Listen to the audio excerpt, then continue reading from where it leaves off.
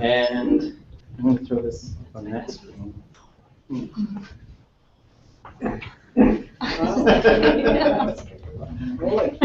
Okay. Oh, it is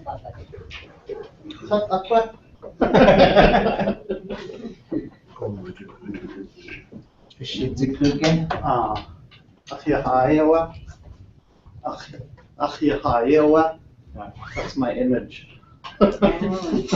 My picture, my ghost. Gonna choose your way to cut you on. A few enough to talk away of keep away for Satin Zeus.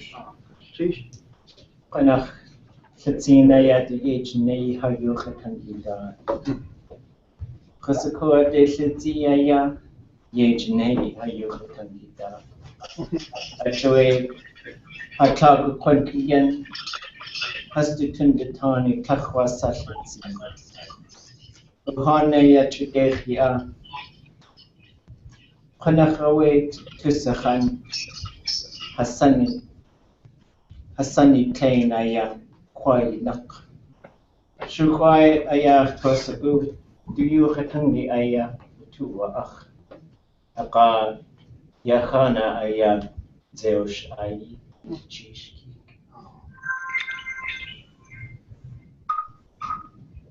Foraging. September morning fog, foraging cheeps of chickadees, splash and clatter of anchor chains of unseen fishing boats. Closer in the garden, clearing now. Gray currants, each berry like a gem strung on a naked vine. The other berries, memories of summer, raspberries, strawberries, blueberries, salmon berries. Cherry shrubs too immature to bear, birds foraging, the rhubarb going dormant. But in the garden heart, potato plants still grow, each yellow, shriveled stalk leading to hopes of gold below the fog and earth.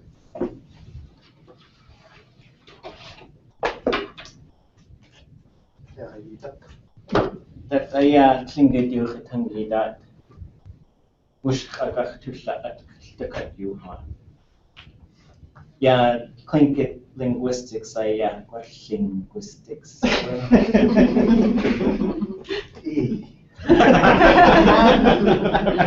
Sean, you on. Drea, you could Yanach shit the hain, you can't. After your K, yeah, semester, you're beginning Tlingit.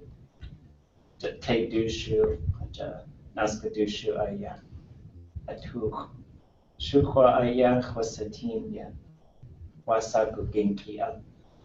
Hate wasa to'a, shedehini at, ruhan ka television, kwanitsu. Chi shawish to cut you han, eat koha Well, some of you know me, some of you don't, so I'll just introduce what I am.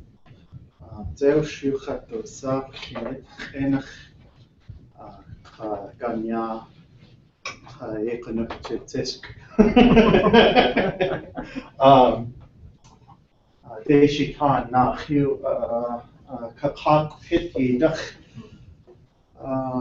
Wasat Wasak Kakwe Dich Hatsiti Aqua Stökin Dach Keshangun Dach Stökin Dach Kachkana Ak Dach Ayhat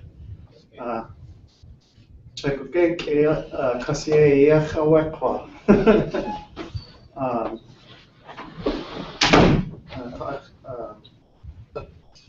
Ish has Signach Adich City.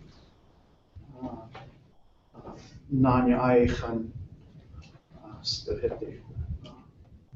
So, Deshitan Kakak Pit is the basket house or arch house. And they call our subgroup of the clan Kakwe after the place Kak, which is Basket Bay. And I'm actually from Wrangell, not from Angoon. Our family's been in Wrangell for 6 generations, I guess.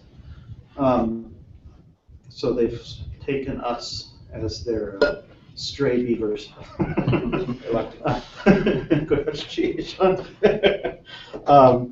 And my father's people are Siknachati. My father is actually from Michigan and was Chippewa and Pilgrim. So on my father's side, I can go all the way back to before America was founded, and then of course on my mother's side, I go way back before Russian America was founded. So just about as American as a person can get. I started working on the language in 2003, 2004. My first teacher was Shak Sanikik, Kendall. And I did a year in school with her, and then I asked, well, gee, what do we do next? Because she had finished the textbook. And she said, well, I don't have anything more to teach. All the rest of the stuff is all linguistics, so you'd have to be a linguist to make sense of it. And I thought, oh, I see. And then she said, well, you should go be a linguist. So that's what I'm doing. I did my undergraduate and my master's degree at the University of Hawaii in language documentation. And now I'm at the University of British Columbia in Vancouver, and I'm working on Tlingit, obviously, but specifically on Tlingit syntax and what's known as information structure, which is how discourse, the situation in which sentences are spoken, how discourse affects the structure of the sentence. In English, we do most of this with intonation, so I could say something like, let's see, John gave Mary a book. It's a pretty ordinary sentence. You could see some guy named John giving a book to some gal named Mary, but I could say, John gave Mary a book. Now, you instantly have in your mind that I'm contrasting Mary with somebody else. There's some other person he could have given a book to, but he gave it to Mary instead.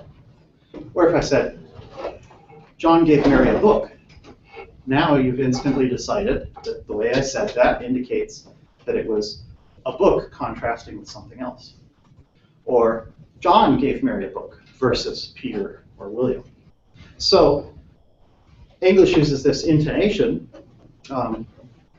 There's these sort of stresses on particular parts of the sentence, and those cause the pitch to rise generally, and that gives you what we could loosely call an emphasis. But more specifically, it gives you what's known as contrastive focus. It's a focus that sets up a contrast with some other number of things. I didn't tell you anything else. I just give you that one sentence. John gave Mary a book. You already have a context built in your head. You already instantly know by interpreting that sentence that there's some set of things, and out of that set, it was a book selected that was given from John to Mary, and not one of the other things in that set that you've created in your head. That's all automatic.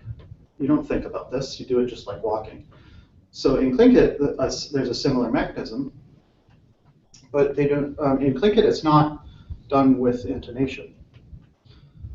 In Tlingit, instead, the majority of the system seems to be done by moving things around in the sentence. So we've all seen that there's these sentences, and for some reason, words show up in one spot, and then the next time you hear what is essentially the same sentence, this word shows up in a different spot in the sentence, and you're mystified as to why. That's why, essentially, that there's some difference in the context that the sentence is being said in that allows some bit to be moved to the front or moved to the end. This is called, variously known in linguistics as scrambling or dislocation. It's the topic of my dissertation. I don't have any answers yet, just lots of questions. So come back to me in 2 years, and I will, in theory, have some answers. And twice as many questions, I'm sure. So to do that sort of study, you have to know what the basic sentence is in Tlingit. People have claimed before that Tlingit has free order of things in the sentence. And if you've learned any Tlingit, you already know that's not true. It's a sign of people working from too little data. You know, they look at something in Swanton and conclude, well, clearly the sentences can be in any order. And it's like, well, no, if you actually talk to speakers, you'd know better. It's true that things get shuffled around a lot, but it's not true that there is no restrictions on where things go.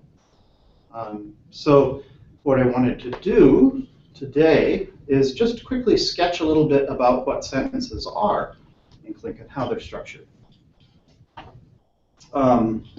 So the sentences we're the most familiar with are ones like these.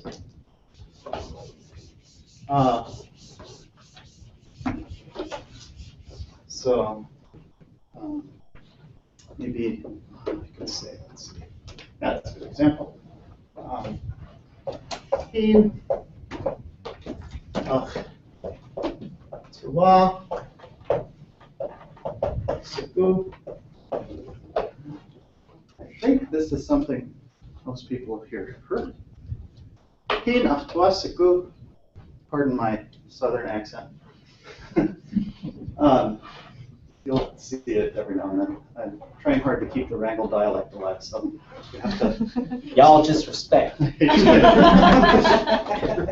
No hating on my accent. So, in aftuasiku, I want water. Right? But literally, that's not exactly what it means. It doesn't really literally mean I want. Right? What it really means is something like this is like. It is enjoyable. And well, we know that because you can say something like Saguk City. It's joyous. So Saguk is related to this verb, Siku. Now, we know what this is, right? Water. Yes. Can't live without it. Water. So, what's left? Well, I think everybody has probably run into ach before. Achjin, achsha, achkenakate, achkutase, ach, mine. So we could say, well, we know what. So, by process of elimination, we've gotten down to one little bit, tuwa, and we could actually ask a thing about that. What I'm showing you right now is exactly how linguists think. Every sentence is a puzzle. Every puzzle can be arrived at by process of elimination. Just like doing Sudoku or doing a crossword, you take all the things you can figure out immediately, you exclude those, and you're left with the bits you don't understand. That's what you focus on to study. Once you understand all the bits, you try to figure out why they show up in that particular fashion. Why are they in that order and not some other order? Okay? So one thing that's important is, although this is most of the time how we see this word tuwa, it also very occasionally shows up as to walk instead. You can go figure that out by looking through a lot of texts, and you'd occasionally encounter to look instead of to walk, and that's how you'd know they were the same.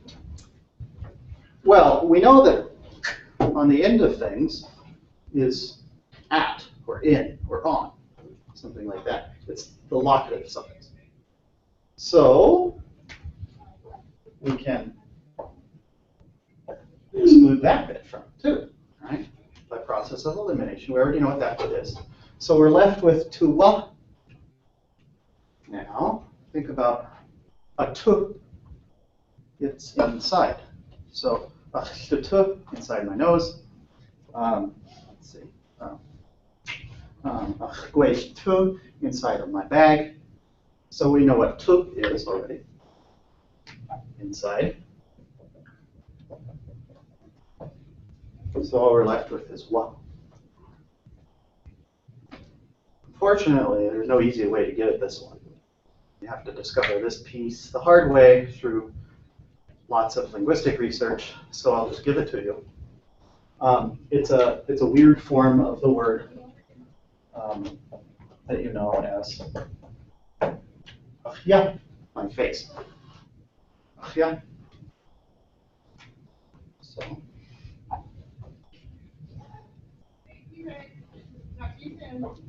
So we've got all the bits in the verb or in the sentence. All of it's done. What does it mean? Well, we already know what it means in English, but that's not what it means in Tlingit.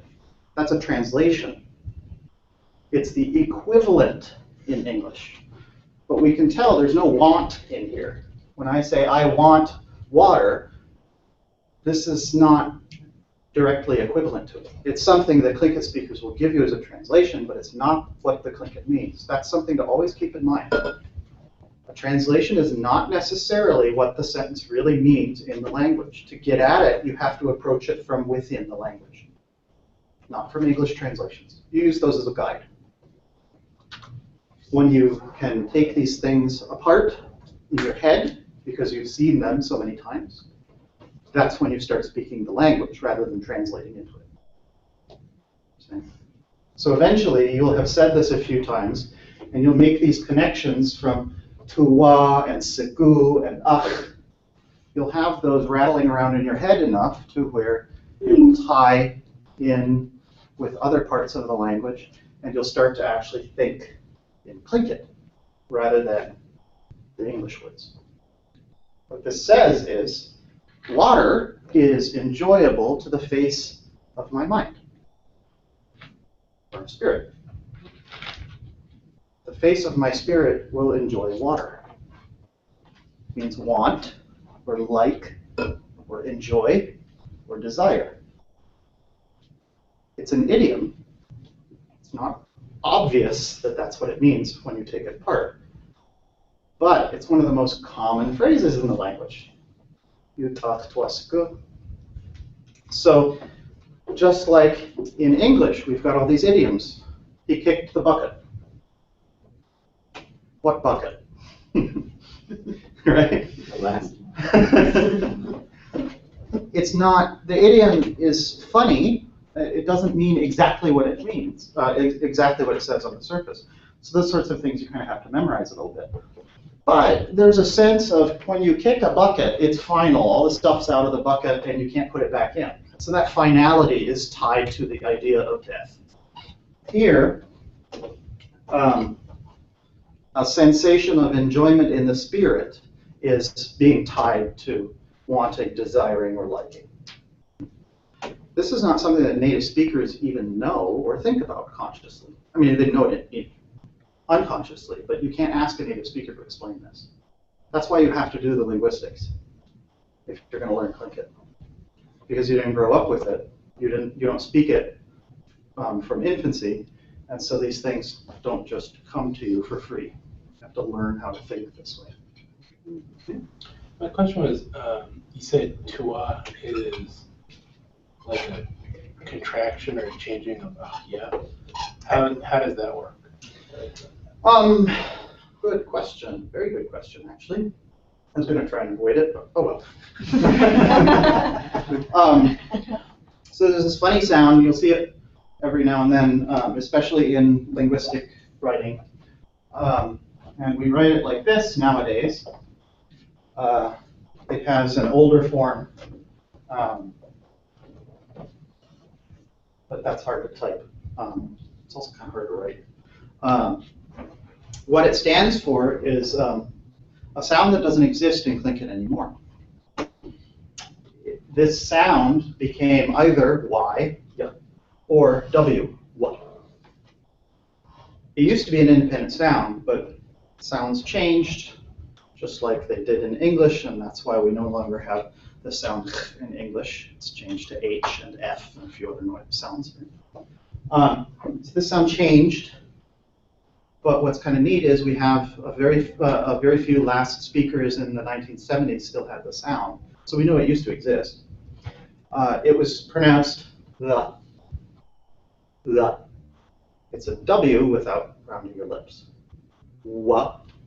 La. La. Yeah. So it's like ya, but a little bit further back. La. In the old days, I would have said ach. La. Ach. La. My face.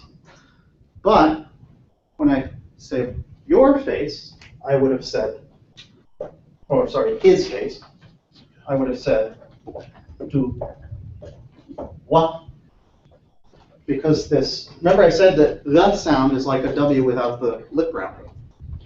Well, this thing is round, tu. So the rounding spreads to the, combined the with gives you wa. So this was an old rule in Tlingit. The became W after something round, like tu. And so we would used to say something like achra, tu wa, iya. So this is fixed in here from older Tlingit. If I was going to ask somebody to create a new noun from scratch today, we would probably get tu yuck, because that's not a sound in modern Tlingit. But it's fixed in here because it's an older pronunciation that's memorized as a chunk, rather than as a set of pieces put together. It's one of the reasons why native speakers won't be able to explain what this means. They can't mentally take it apart. They learned it as a whole lump, an unanalyzable lump. So sometimes we have to go back in time to understand things in the language. It's the same in English. There's a lot of stuff we say in English that doesn't make any sense, but it used to make sense. We still say it, we just don't take it apart in our heads anymore. Can I ask you, water based on spirit? To me, that's a wonderful thing. But if I say cup is enjoyable to the face of my spirit, gasoline is enjoyable to the face of my spirit, there's a different, something different going on there, is there? No, there isn't actually. It's the same. You just replace "ing" with whatever you want, whatever you desire, and that's what you want. So if I'm sitting there filling the boat, pouring some gas in, and I run out, and René isn't paying attention, so I say, "Hey, René, gas up to us ago."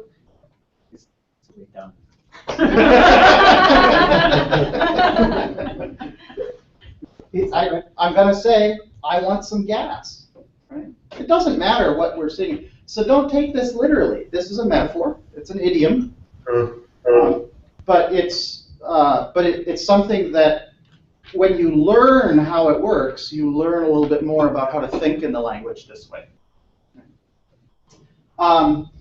You would also, although you can't change this part, to wa is kind of fixed in form, you could change this to something else. And that's actually pretty easy. So let's do that.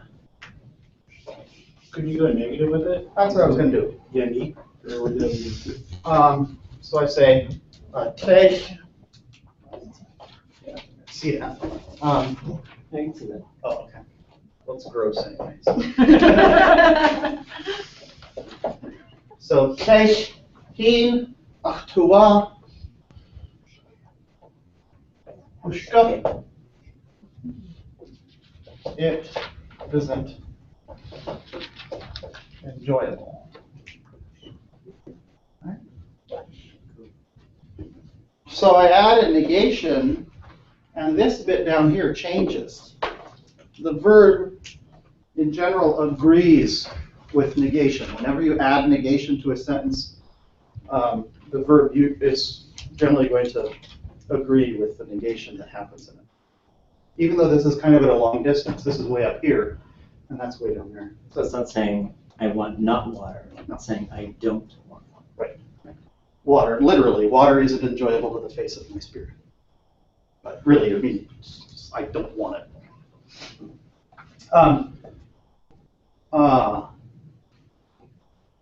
So, one thing that's interesting about the sentence that isn't very obvious, I'm going to go back to wanting and not, rather than not wanting.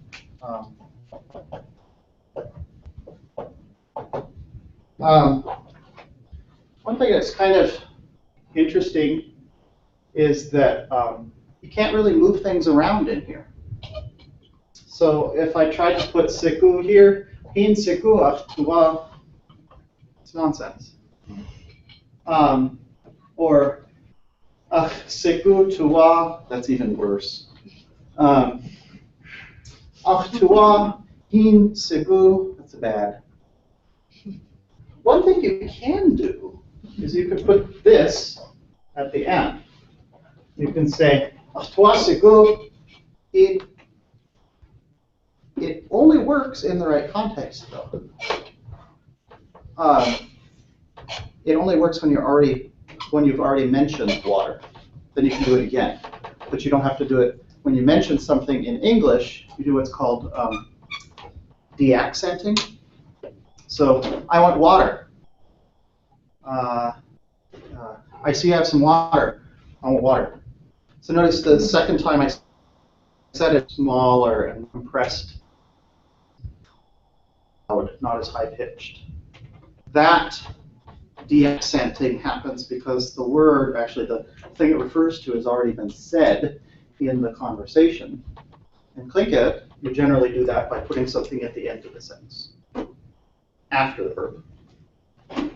So I would say, hin akwe, achtua sigu, hin. Hin akwe, achtua sigu, hin.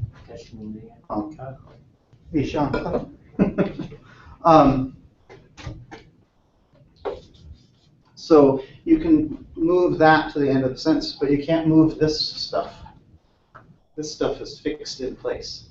And you'll see the same thing happen with other kinds of stuff. Do another example.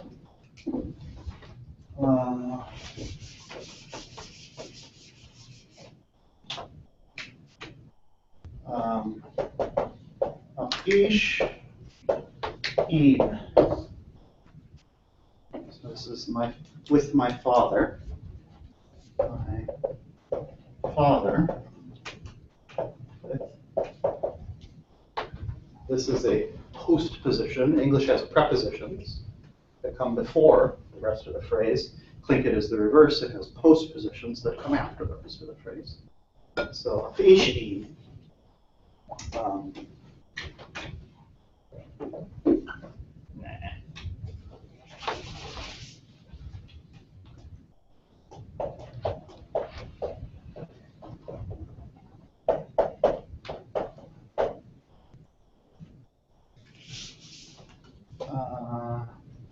How should I get there? I guess by boat, huh? Touch. And the touch fits in. Let's not do that. Yana good Jesus.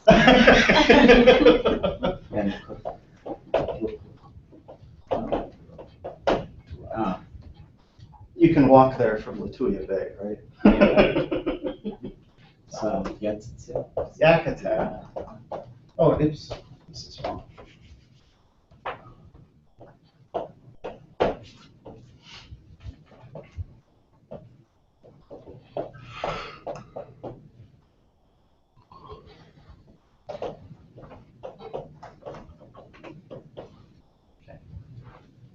So this is a motion verb. Motion verbs are a category of verbs in Tlingit that refer to movement. Generally, two kinds of them. There's controlled movement and uncontrolled movement. This is controlled. Don't usually walk if you don't intend to. So, achishi nyaptate Ach ishin yaktate utua'at.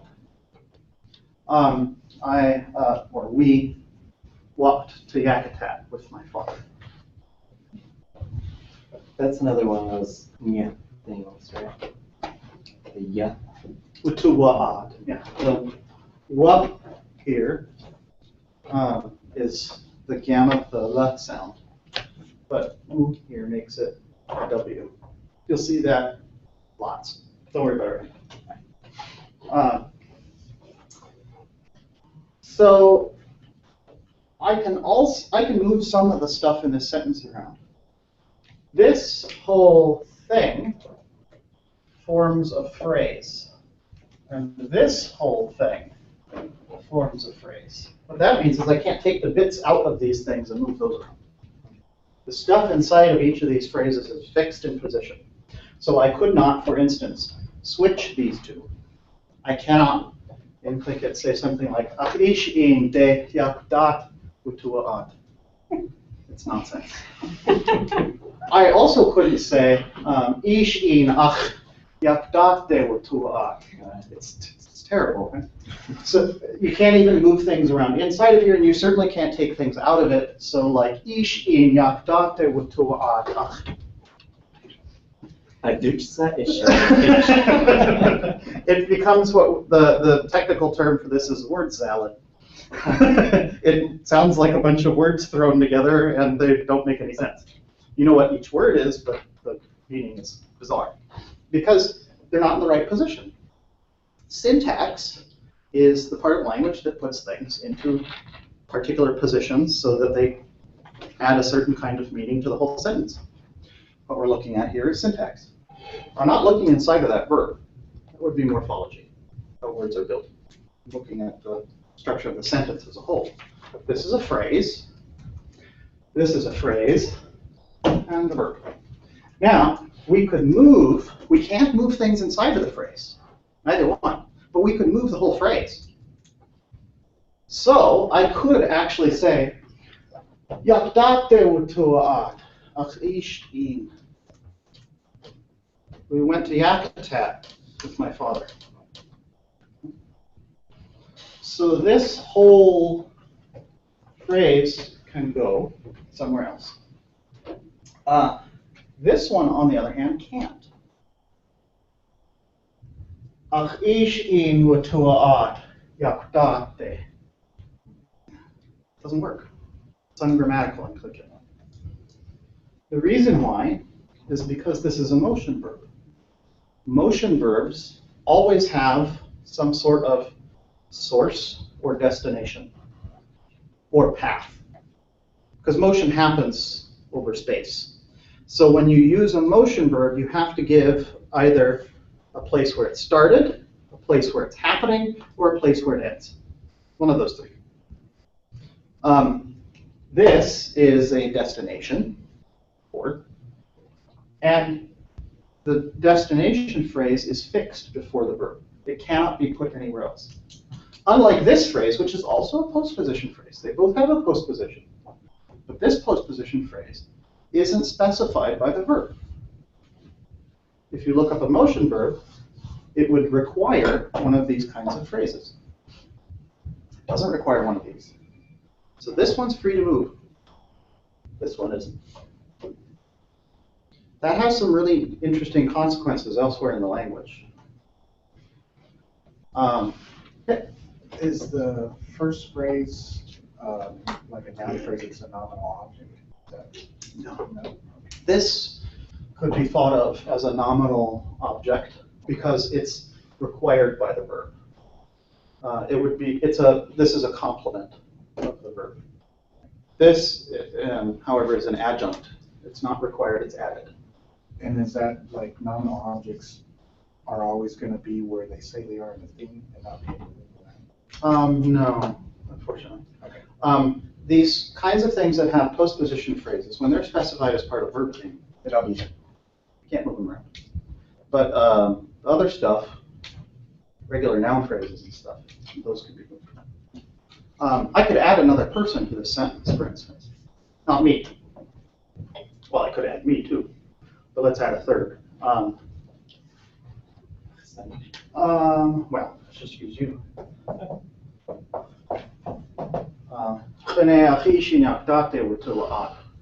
Actually, that sounds a little funny. I have to change the verb because it's we.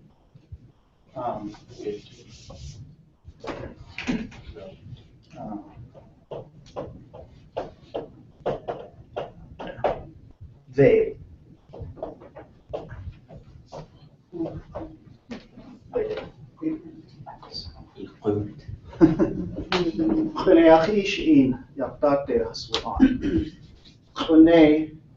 With my father, they went toward Yucatan. This could be moved around too. This is the subject of the whole sentence. The previous one didn't have one. It wasn't a phrase. It was a verb. It just says we. But now this is an actual phrase out here that is the subject of the verb. I could move it around too. Can you move it to the end or the Sure. How do you know when to move it though? That's the tricky part. I'm not going to give you an answer because I can't. That's my dissertation. So ask me again in 2 years. But what I want for you to do is to be able to recognize what happens, to understand what's going on. If something's showing up after the verb, there's something special about it. It's oftentimes because you're already talking about it. So in this context, maybe I could put "pune" after the verb, but only if we had already been talking about it. This is like divorced from context. This sentence just exists here with no narrative or anything going with it. So like if I said, Disembodied. well, who did Pune go to Yucatan with? So then he asked me a question, and I could say, oh, Akanishinyak Pune. The Tlingit is front-loading the information. Right. We already know about this. If he's asking me, who did Pune go with? We already know about Pune. He's been mentioned. So now I can put him at the end. That's one context where you can do this. It's not all of them. So. So this kind of emphasis where something, does it happen more in like, kind of like higher level talking than like kind of conversational? Because it seems like Perversely, it's the exact opposite. This happens a lot in ordinary speech. And it's because when we have ordinary conversations, we're usually talking about things that we're all familiar with. We're usually talking about stuff that's here. Whenever you have a conversation with someone, you have a context. As a consequence, there are things that both you and your interlocutors know, just by virtue of being together. You know that each of you exist. It sounds dumb, but that can change the way the sentence is structured. If one of you didn't exist, it would mean that you're not given in the context. You run into some of that stuff on the phone where you're kind of divorced from normal situations and, wait, is he still there? You don't really know. You don't know how to wrap up a phone conversation. We gotta start using ciao. I'm hanging up right now.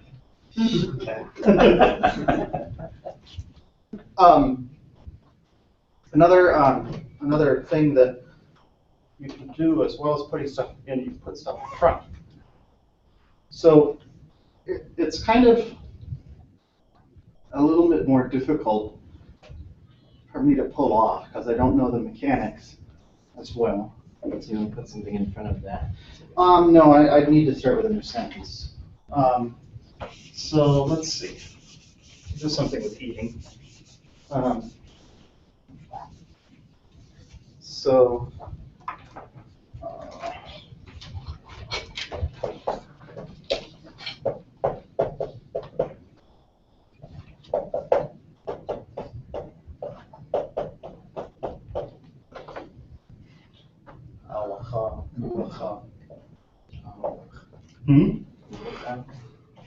I'll tell.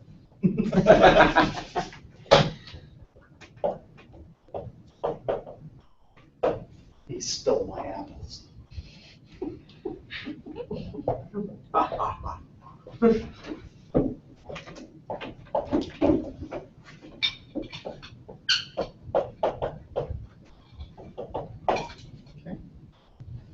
So, Genage akawatau. Genage akawatau. Gene stole my apples. Terrible thief. We all know his name is Gene. So there's a ch here. This is a subject marker. When you have things, multiple things here, so there's a he and there's an it here. There's two third persons. And Tlingit doesn't know, it doesn't care whether this is a he or a she or an it, and it doesn't care whether this is a him or her or an it. They're all the same. So we would be more literal if we say 3 stole 3. And there's no gender or anything like that. So this is a third person, and this is a third person in the sentence. Neither of them are first person, and neither of them are second person, so there must be third. Actually, there's an indefinite one, but we'll get to that some other day. For now, first, second, third, that's good enough. So this ch shows up when you have two third persons in the sentence. You don't know who's who. Who did the thieving here? I mean, yeah, okay, apples rarely steal things. But, you know, it could have been my cat, right? Cats steal things all the time. So we put this thing on the end. The technical term for it is ergative, from doing in Latin. That's just a suffix that goes on the subject. This is the opposite of English. The default in English is to mark the object instead. So he fell. He hit her, not he hit she. We use a funny form of the pronoun just for that. She fell, he kissed her, not he kissed she. So you make the object special. I think it's the reverse. You make the subject special. Put a special marker on it. Okay.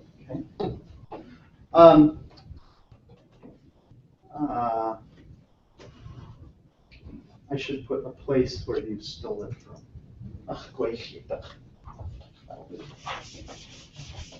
This sentence is a little bit full, but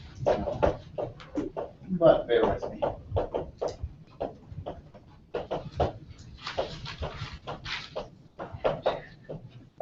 I need one more thing in here for reasons that I really don't want to explain.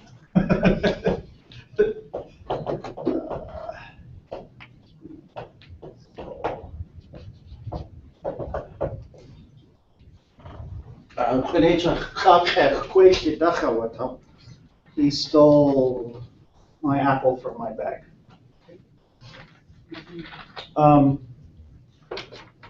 So there's 3 phrases here. Use square brackets. That's the convention for phrases, is to put square brackets around them. Okay. So this just consists of one word. This is 2 words. And that's 2 or 3, depends on how you want to count them, it doesn't matter.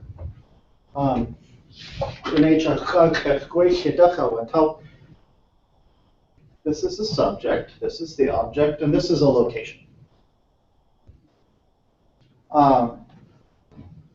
Now, you can move things around. So, suppose the police officer asks me,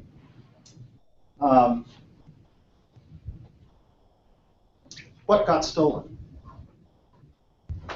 Well, I could say this, but I could also, because this is what the question is about, I could also put that up front and say,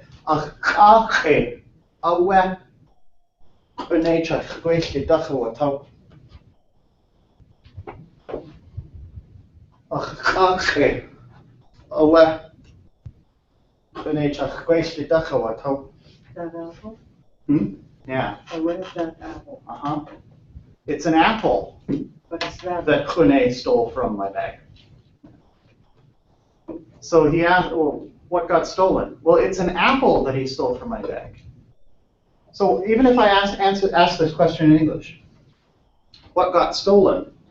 Well, Lance stole an apple from my bag. See the pitch difference? Lance stole an apple from my bag. The police officer asks me, well, what got stolen? I tell him, Lance stole an apple from my bag. The first time I said this sentence, I didn't emphasize apple. In answer to the question, I emphasize it. In Tlingit, move it to the front, and put a we or a ya or whichever one you want. Generally, it's a we along with it. A we, in this case, is the focus particle. It's telling you, hey, this is focus. Why do you need a we if you can just put it in front? Well, sometimes there isn't any of the other stuff. What got stolen? I skipped the other two phrases. Just drop one. Because I can't do that in English. I can say, Lance stole an apple from my bag. I could say, Lance stole an apple. He stole an apple. But not stole an apple. You still have to have a subject. In Tlingit, you don't have to. You can drop that. The verb tells you. So I could just say,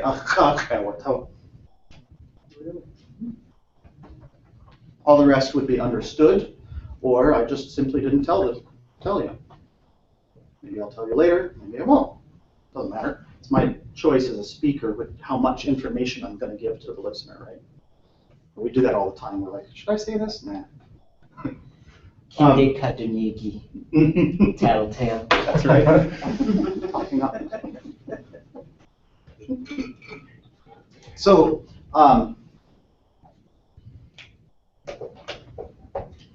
so here's the difference then. Okay. Oh, well, let me write this again. So, we'll just do one sentence here. Okay.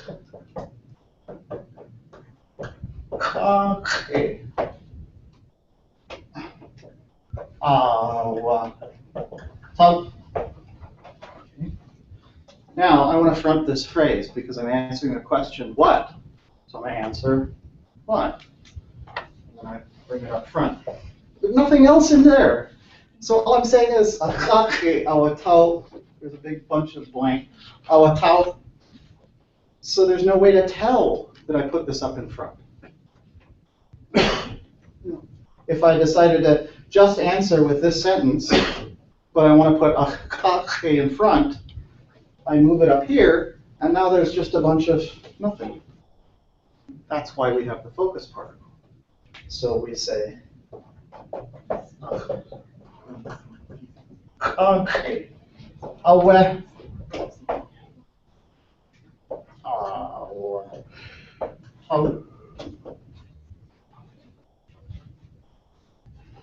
this is what I did. I moved up front, and I put an awet in front of right after it to indicate to you it's been moved. Because otherwise you wouldn't know there's nothing else in between its original location and its new location. Like a phrase contraction type of thing. It's a marker. Focus particle tells you something, this phrase that I appear after, has been focused. Like if you said, okay, awata. And so, dasa awata. And you can drop the rest of the verb in that case, because you're answering with the same verb.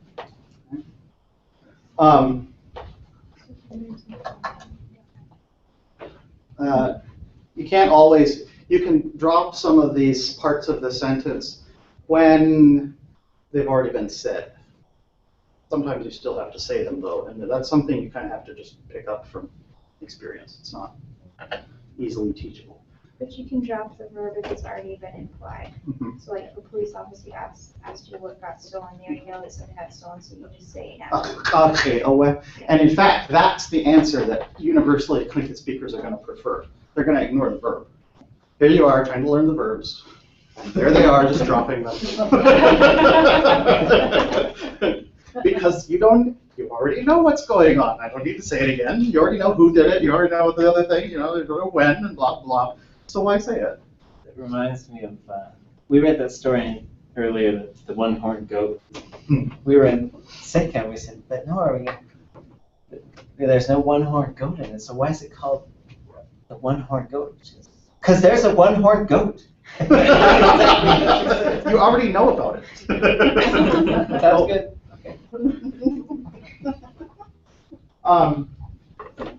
So then, I mean, those are verb sentences.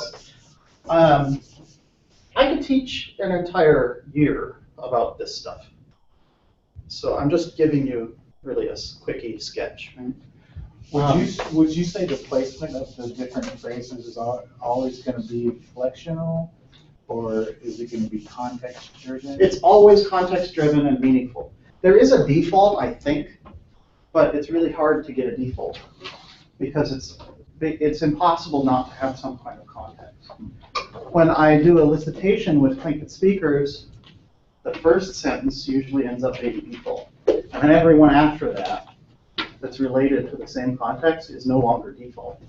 So as a consequence, like if I have a situation like,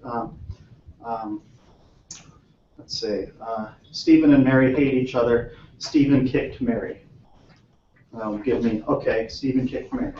And then the next one is her feelings are hurt. And then you don't see Mary appear again. Because you would, if I had said, Stephen kicked Mary, and I want the sentence, Mary's feelings are hurt, you would get Mary there.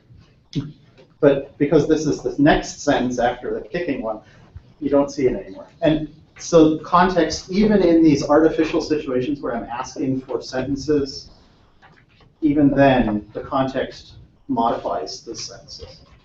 It's so pervasive in Tlingit that it's incredibly difficult to get the generic vanilla sentence where everything is in its ordinary position. It's really hard.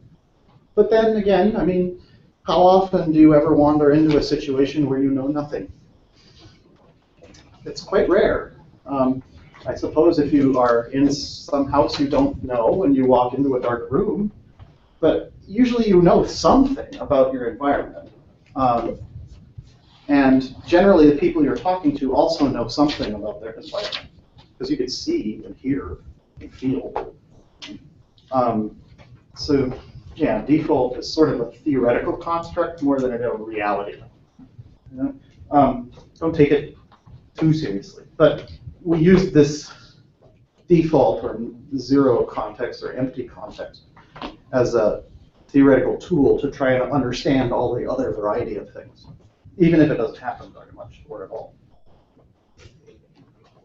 So those were verb sentences, but there are non-verb sentences. And in fact, non-verb sentences are the very first thing that Tlingit speakers learn when they're babies, and they're the very first thing that adult language learners learn in school, or even not in school. Because how do you say, this is paper?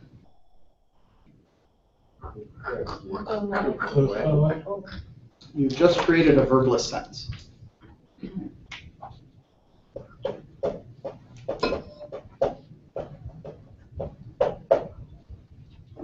Cocoa. That's it. Nadakwaya. These are incredibly simple sentences.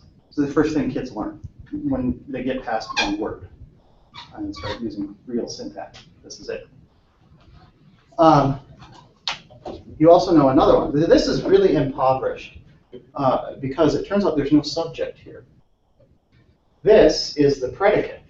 A verb is a predicate, tells you about the situation. This also tells you about the situation. There's an identity predicate. It says is X, or in this case is cook. What it doesn't tell you is what is. That's because it's assumed. Dasaya. Well, you know exactly what I'm asking about, right? I'm waving it at you. You don't need to tell me it. You do in English. That is paper. You must have a subject in English. It's ungrammatical to say, is paper in English. But in Tlingit, you don't have to have the subject. You can leave it unsaid. Leave it null, or 0. So, it's right here. It's just invisible. How do we know that it's right here? Because there are situations where you do say the subject. And that's when you don't know what the subject is. Like,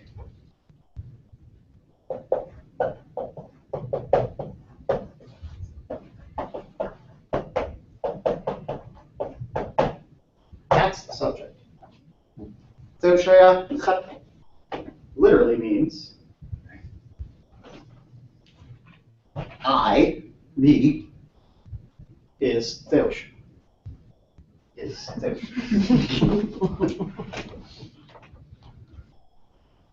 So, B'nai can point, well, I can point to B'nai here and say, B'nai ayah. Or I can say, B'nai ayah hu. Hu is the subject. Now, this is a really minimal sentence. So this is one. I'll write a 0 here. Is it the subject marker? No, it's just nothing. Just 0. Because there's nothing here. Empty. But this one has a real subject. Okay. There's 2 phrases. You can move them around. There's not much moving you can do, though. Because there's one pivot and one thing to move. So they basically can only swap. Notice that you can't put chet in between here, nor can you move ayah out there, or put zeush after it, or anything like that. These really do form phrases. Zeush ayah chet, but not zeush chet ayah. Kind of odd. What that would be is zeush is me. Which is kind of a strange way. I mean, you could say it, but it's kind of weird. Or even worse, let's see. Ayah, zeush, chet, total nonsense. Complete nonsense. And you don't even, you aren't even like a native speaker of Tlingit, and you already know that's complete nonsense. Ayah, chet, zeush. So you already know that this is a phrase. You already have an instinct for it. This ayah is connected to this. Don't make this mistake.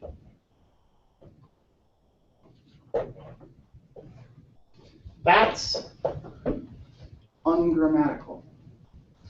Zeush, ayachat.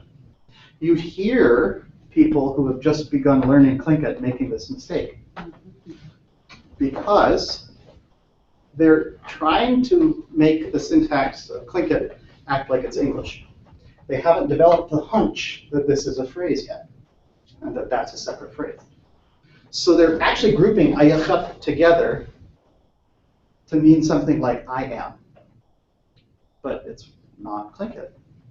We know, because I can't say, for instance, I can't switch them.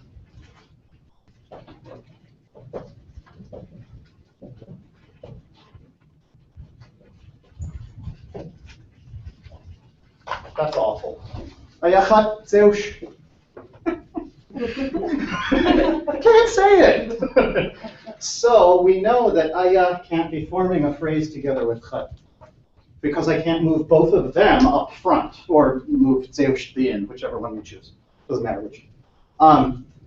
That's how we know. We can move these 2 guys together, and we can move this, but we can't move these 2 guys together. That's the essence of syntax. That's all syntax is trying to figure out what words group together into phrases, and then where they go. So when people are introducing themselves and their clans and they attach ayah after it, it's attached to the thing. The thing that precedes it. Huh. And because that's exactly what you do. When you say cook ayah, you never ever say ayah cook. In fact, what's kind of cool is you never needed to be taught that. That's arguably part of what's called universal grammar. It's embedded in all human beings to know that there's some things about language that are the same in all languages. You never were taught that. But you already know. You don't say. People just don't say that. And can you drop the chat? Like say if you're introducing yourself. Usually with these aya and awe kind of sentences, these are called nominal predicates. With these sorts of nominal predicates, you usually point it. Little kids do that all the time. Then you have to smack them because they're not supposed to point at things. Use your open hand, don't use your finger. So then that's exactly what I do. So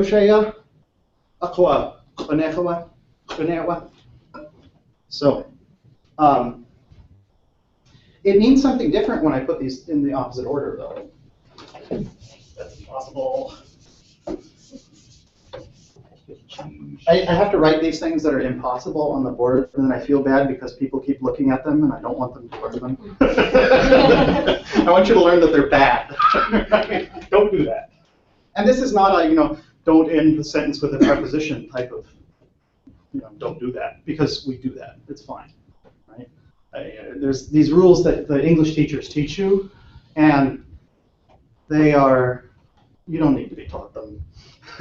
You already speak English. As a native speaker, you really don't need to be told not to do some of these things. They're just a way to distinguish between people who have a certain level of education and people who don't.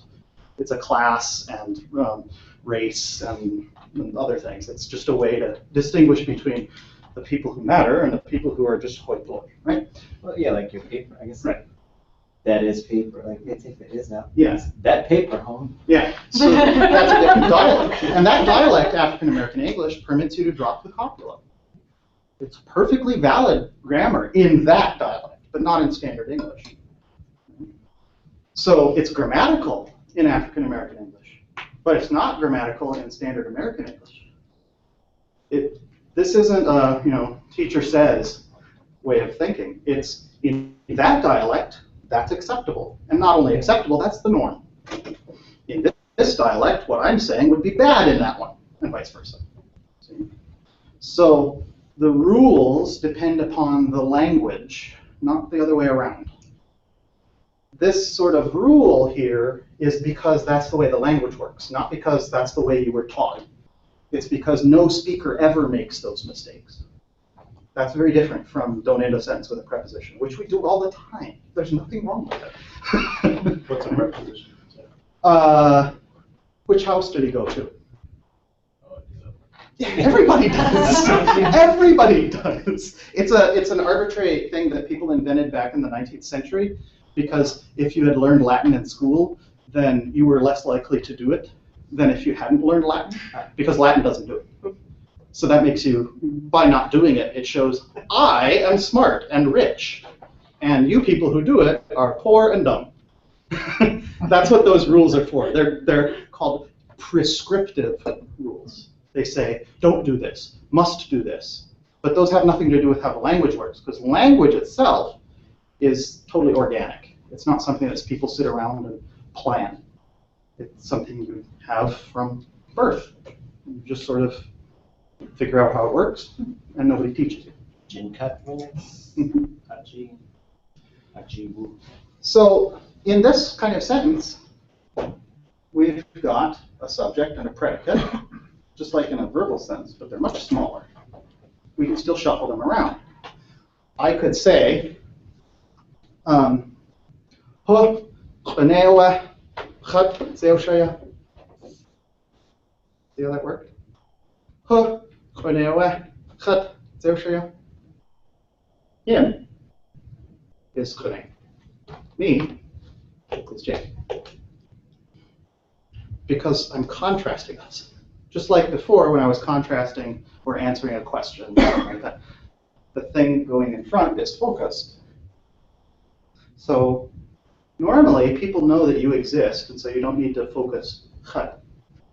You're standing here and talking, so everybody knows you're there. Okay? And Khat doesn't tell you a lot. It tells you I, which What does that say? Well, it says first person singular, and that's it. So it's basically saying there's a human, there's one of them, and it's the person talking. You know that already, just by the fact that you're listening to somebody speak. So normally that's not focused, it doesn't need be. It's default. But you could put it up in front. You could focus it when you're contrasting with some other person that you're going to make a predicate about.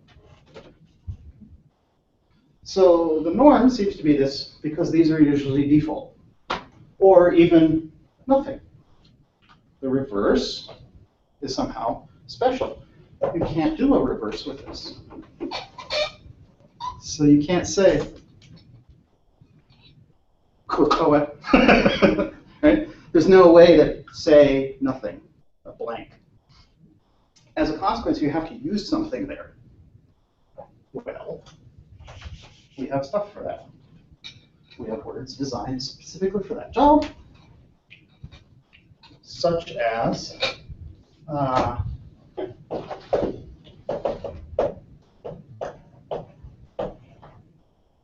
weta, kukoe weta, or weta, kukoe heta, kaikajeta. I contrasted them, so I had to switch the order of the things, right? But when I wasn't contrasting them, the predicate, which is the new thing that you're being told about, that comes first.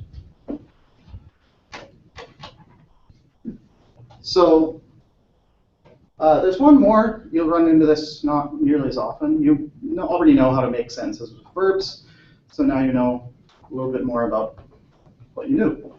You definitely already know how to make these sort of simple nominal predicates. There's one more. It's called a locative predicate.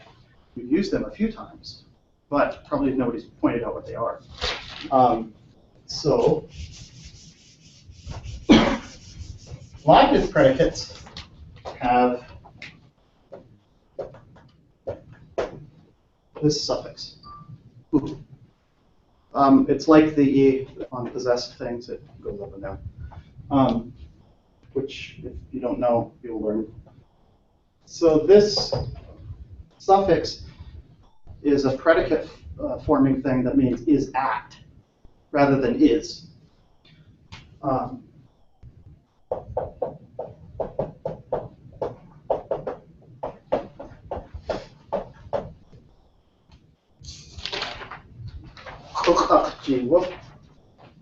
I have paper.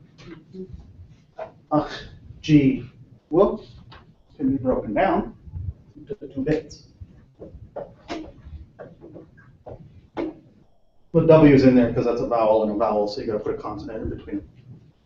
This means possession. And then the other bit is called the locative predicate. It's not coincidentally similar to the word hand, jin, but it's not the same. Because I can say katakaya, katakaya jiwa. I have them, but not in my hands. So it doesn't literally mean hand. It means possession. They're definitely here. They're definitely mine. I definitely have them. They're just not in my hands. But normally when you're talking about things you possess, you're talking about having them like this. But imagine, I have a house. I'm not carrying one around. Not in any case. You know, well, maybe if we're playing Monopoly. But, you know, so you can use it for things that you're not holding. That's how you know it's not really hand, it's possession. And that's the locative predicate. You put it on the end, and it says, in my possession. Now, right now I don't have it.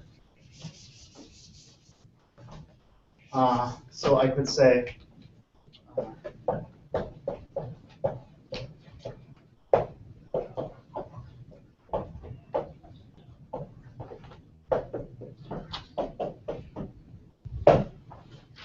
and da kawu we cook. Nadakwaya.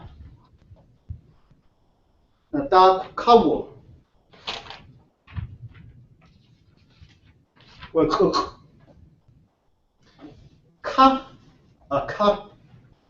That word means the horizontal surface of it, right? So, a ka. A ya. A ya. Vertical surface. Vertical surface. Horizontal surface. Table is horizontal, flat. So, ka. And the locative predicate exists at the horizontal surface of the table.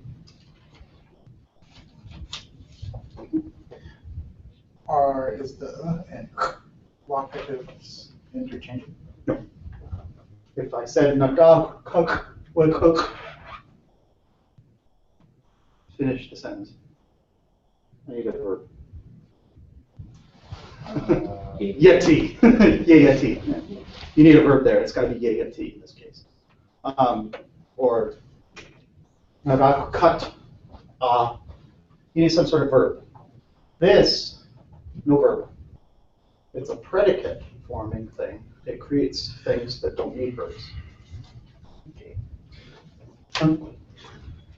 Does Hutsnu have the locative at the end of it? Is that referring to like possession? No. Yeah, because this looks exactly like possession in some contexts. Because the e suffix for possession goes round after round things. So sometimes they look similar. You could interpret it. Huts nu brown bear is at the fort. That's possible. But that would be a sentence, not a single word, not a name. So does the tone of that, the locative change? Yeah, just like the possessive suffix. It's called a polar tone or an alternating tone. Switches back and forth depending on what it's attached to. So, you can use a whole bunch of these. Most of the relational nouns that you learn, you can use.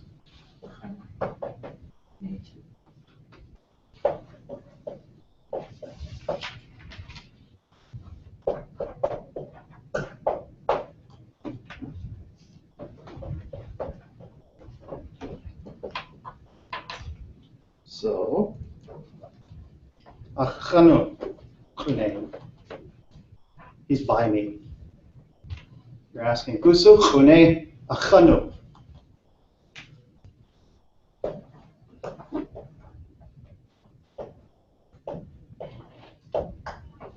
Gus. Oh, that's the locative suffix. The locative predicate suffix.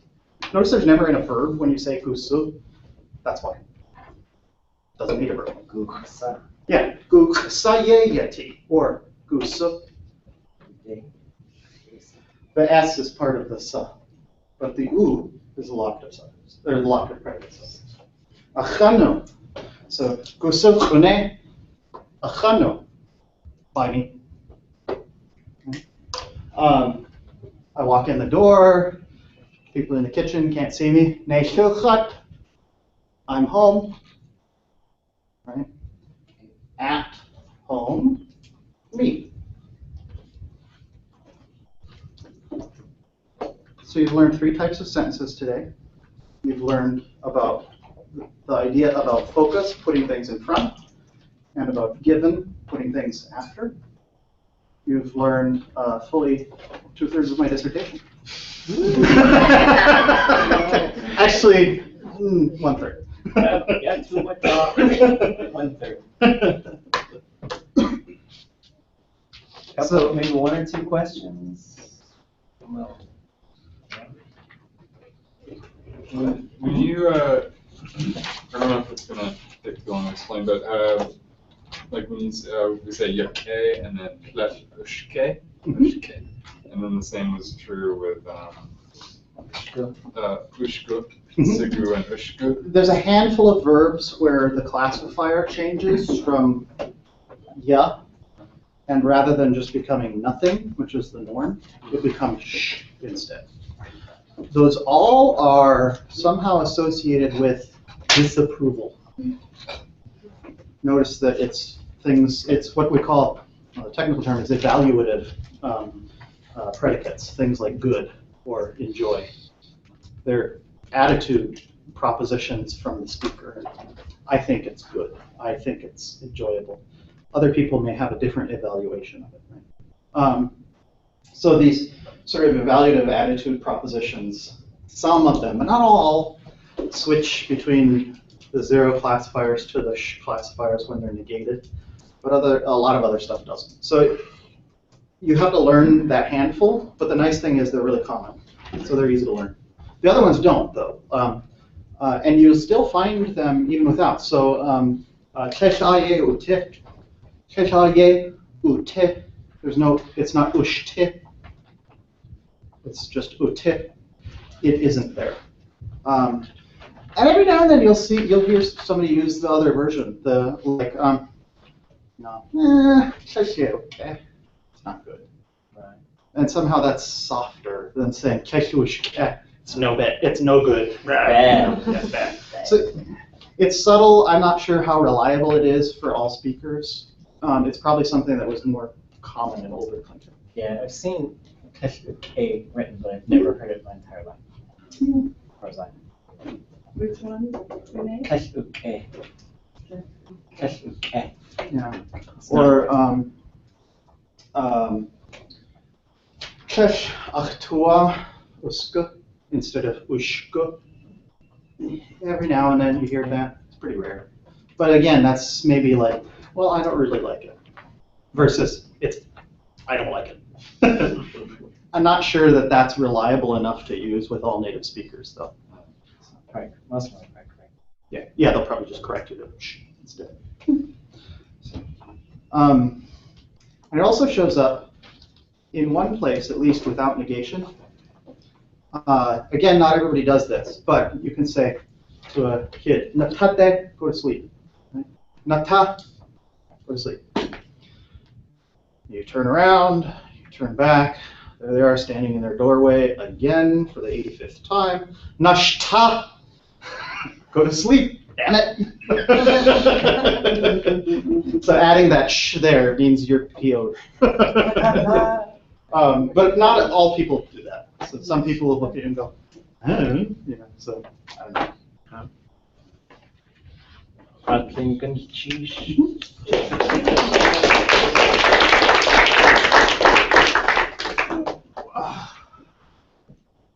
Yeah, sheesh. You guys got the weekend, get some reading to do. You have to get it electronically. If you can't get it electronically, let me know. And we'll work something out. And I'll get you a syllabus. It's awesome to see you guys from the cheesh. Yay, you put it in. Cheesh, cheesh, you.